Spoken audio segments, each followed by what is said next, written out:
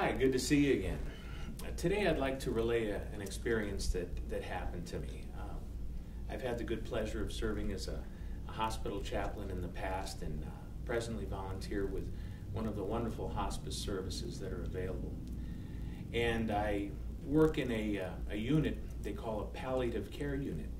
It's like a mini hospital, and its intent is to stabilize the hospice patients or the patients under hospice care so they can either return to their home or perhaps a group home, or in some cases they make their transition. I've had numbers of wonderful experiences here and really feeling like I'm giving of something of myself to help these people along their path. It might be very simple tasks, just making coffee or helping serve breakfast. In some cases, maybe cutting up the breakfast for the patient or helping feed them if need be. And sometimes the patients are there for a day or two. Sometimes they run on for weeks, and you can establish a relationship with the people as they enjoy their time there. In one instance, I can remember there was a gentleman I initially was able to have conversations with and told me about his family and his business. And over a period of weeks, he began to deteriorate pretty rapidly, having quite some health challenges. And it got to the point to where he was unable to speak later. I used to take him walking initially, and after he was unable to walk, I would walk him in a wheelchair. And the hospice unit that I volunteer at is adjacent to a large rest home that's a Catholic rest home, and they have a beautiful chapel there. So on one occasion, towards the end of his life, I took him on the wheelchair and we went into the beautiful chapel, and we were the only ones there at the time, and I could see him rolling his eyes around looking at the beautiful stained glass work and all the ornamentation of the chapel, and he began to weep.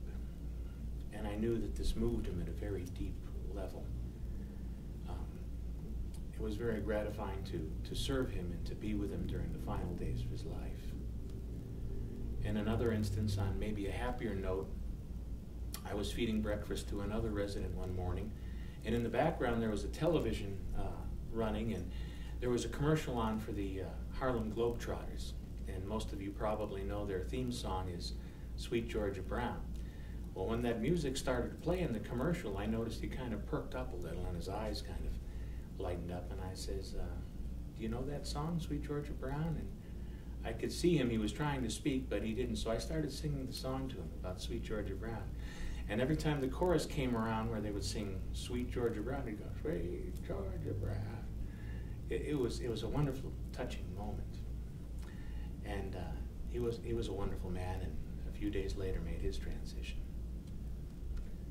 One other time, I can remember this fellow who was a rather large man, and he was heavily medicated, so he wasn't in any type of pain, but it seemed like he was crying out for attention a lot. In fact, he would, at the top of his voice, yell, help, help, help me, help me.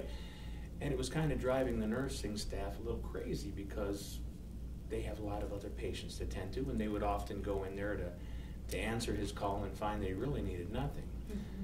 So I was asked if I could sit with him for a while. And of course I was happy to, and I sat down, and he got a little bit rowdy, and I said, now, come on, now these folks are here to help you.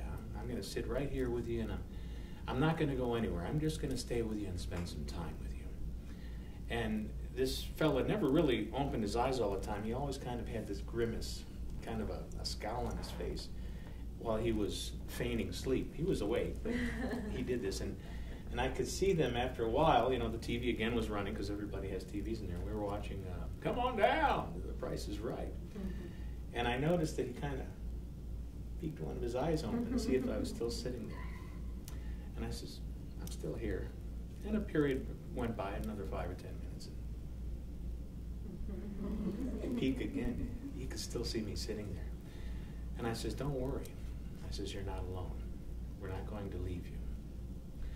And after a while, after he peeked a couple more times, he finally fell asleep, and when he did, his countenance changed.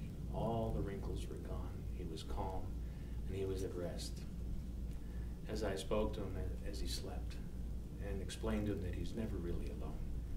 And truly none of us are. We always have that presence of that Christ self within us.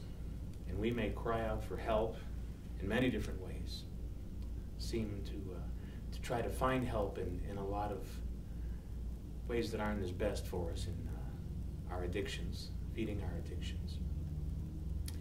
But the truth of the matter is that we are never alone, and we don't have the need to cry out. All we have to do is take the time to be still and look inside. God bless you, and see you soon.